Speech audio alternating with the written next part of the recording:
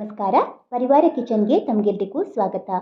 ಮಧ್ಯಾಹ್ನದ ಊಟಕ್ಕೆ ಆಗಿರ್ಬೋದು, ಬೆಳಗಿನ ಉಪಹಾರಕ್ಕೆ ಆಗಿರ್ಬೋದು, ಲಂಚ್ ಬಾಕ್ಸಿಗೆ ಆಗಿರ್ಬೋದು, ಸೂಕ್ತವಾದ ತಿನ್ನಲು ಹಿತವಾದ ಆರೋಗ್ಯಕರವಾದ ನುಗ್ಗೆ ಸೊಪ್ಪಿನ ಪುಲಾವ್, ಹಾಗೆ ಅದರ ಜೊತೆಗೆ ಒಳ್ಳೆಯ ಕಾಂಬಿನೇಷನ್ ಆಗಿರುವಂತಹ ಸೌತೆಕಾಯಿ ಸಲಾಡನ್ನು ಹೇಗೆ ಮಾಡೋದು ಅಂತ ಇವತ್ತಿನ ವಿಡಿಯೋದಲ್ಲಿ ನೋಡೋಣ.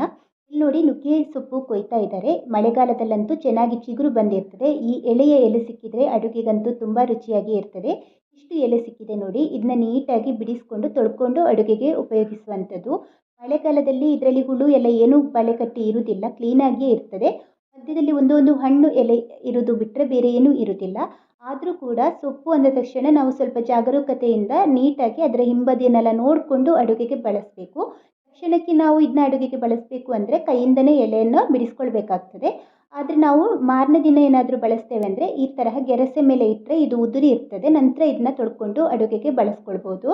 ಇವಾಗ ನಾವು ಪುಲಾವ್ ಹೇಗೆ ಮಾಡೋದು ಅಂತ ನೋಡೋಣ. ಮಿಕ್ಸಿ ಜಾರಿಗೆ ಮಸಾಲೆಗೆ ಪೇಸ್ಟ್ ಮಾಡಲಿಕ್ಕೆ 6 ಬೆಳ್ಳುಳ್ಳಿ ಎಸಳು, 1/4 ಇಂಚು ಶುಂಠಿ, ಖಾರಕ್ಕೆ ಬೇಕಾಗುವಷ್ಟು ಹಸಿಮೆಣಸಿನಕಾಯಿ, ನಾನು ಕಾಂತಾರಿ ಮೆಣಸು ತಗೊಂಡಿರೋದು, 1 ಇಂಚು ಚಕ್ಕೆ, 1 ಪುಲಾವ್ ಎಲೆ, 25 ಕರಿಬೇವಿನ ಎಲೆ, ಹಾಗೆ ಒಂದು ಸಣ್ಣ ಕಟ್ನಷ್ಟು ಕೊತ್ತಂಬರಿ ಸೊಪ್ಪು ಹಾಕ್ಕೊಂಡು ಸ್ವಲ್ಪ ನೀರು ಹಾಕ್ಕೊಂಡು ತರಿಯಾಗಿ ಇದನ್ನ ಪೇಸ್ಟ್ ಮಾಡ್ಕೊಳ್ಬೇಕು. ಜಾಸ್ತಿ ನೀರು ಕೂಡ ಬೇಡ, ತರಿಯಾಗಿ ರುಬ್ಕೊಂಡ್ರೆ ಸಾಕು.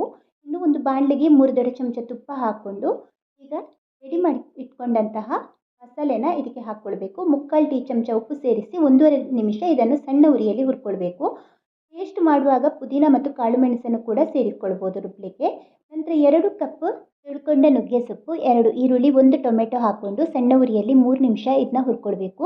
ನಂತರ ಮುಚ್ಚಳ ಮುಚ್ಚಿ ಇದನ್ನು ಸಣ್ಣ ಉರಿಯಲ್ಲಿ 1.5 ನಿಮಿಷ ಬೇಯಿಸ್ಕೊಳ್ಬೇಕು. ಒಂದು ಸಲ ಮಧ್ಯದಲ್ಲಿ ಮುಚ್ಚಳ ತೆಗೆದು ಚೆನ್ನಾಗಿ ಇದನ್ನ ಮಿಕ್ಸ್ ಮಾಡ್ಕೊಳ್ಳಿ. ಮತ್ತೆ ಮುಚ್ಚಳ ಮುಚ್ಚಿ ಇದನ್ನು ಒಂದು 3 ನಿಮಿಷ ಸಣ್ಣ ಉರಿಯಲ್ಲಿ ಮತ್ತೆ ಬೇಯಿಸ್ಕೊಳ್ಬೇಕಾಗ್ತದೆ. ಇಲ್ಲಿ ನುಗ್ಗೆ ಸೊಪ್ಪು ಶುರುವಿಗೆ ಸರಿಯಾಗಿ ಬೇಯಬೇಕು. ಅನ್ನ ಹಾಕಿದ ಮೇಲೆ ಜಾಸ್ತಿ ಬೇಯಿಸಲಿಕ್ಕೆ ಇಲ್ಲ. ಇಲ್ಲಿ ಬಾಸ್ಮತಿ ಅಕ್ಕಿಯಿಂದ ಉದುರುದುರಾದ ಅನ್ನ ಮಾಡಿ ಇಟ್ಕೊಂಡಿದ್ದೇನೆ. 3 ಕಪ್ ಅನ್ನ ಹಾಕ್ಕೊಂಡಿದ್ದೇನೆ. ಅರ್ಧ ಕಪ್ ಬೇಯಿಸಿದ ಬಟಾಣಿ, 1 ದೊಡ್ಡ ಚಮಚ ನಿಂಬೆ ರಸ ಹಾಕಿದ್ದೇನೆ. ಬಟಾಣಿ ರಾತ್ರಿ ಪೂರ್ತಿ ನೆನೆ ಹಾಕಿ ಕುಕ್ಕರ್ನಲ್ಲಿ ಉಪ್ಪು ಸೇರಿಸಿ 1 ಸೀಟಿಯಲ್ಲಿ ಬೇಯಿಸ್ಕೊಂಡಿರೋದು.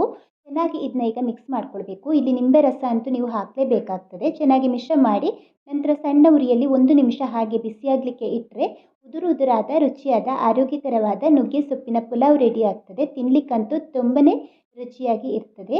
ಈಗ ಸ್ಟವ್ ಆಫ್ ಮಾಡ್ಕೊಂಡಿದ್ದೇನೆ. ಇದಕ್ಕೆ ಒಂದು ರುಚಿಯಾದ ಸಲಾಡ್ ಮಾಡ್ಕೊಳ್ಳೋಣ.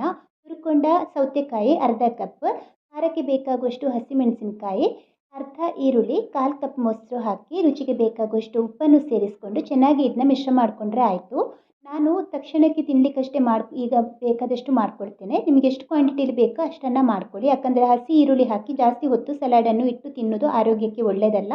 ಹಾಗಾಗಿ ತಕ್ಷಣಕ್ಕೆ ಬೇಕಾಗುವಷ್ಟು ಮಾತ್ರ ಮಾಡ್ಕೊಳ್ಳೋದು.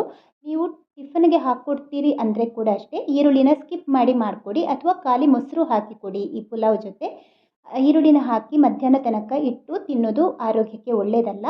ಖಾಲಿ ಮೊಸರು ಕೂಡ ಈ ಪುಲಾವ್ ಜೊತೆ ತುಂಬನೇ ರುಚಿಯಾಗಿ ಇರ್ತದೆ. ಖಂಡಿತವಾಗ್ಲೂ ಒಂದ್ಸಲ ನೀವು ಈ ಒಂದು ರುಚಿಯಾದ ರೆಸಿಪಿನ ಟ್ರೈ ಮಾಡಿ. ಮತ್ತೆ ಮುಂದಿನ ವಿಡಿಯೋದಲ್ಲಿ ಸಿಗೋಣ. Thank you.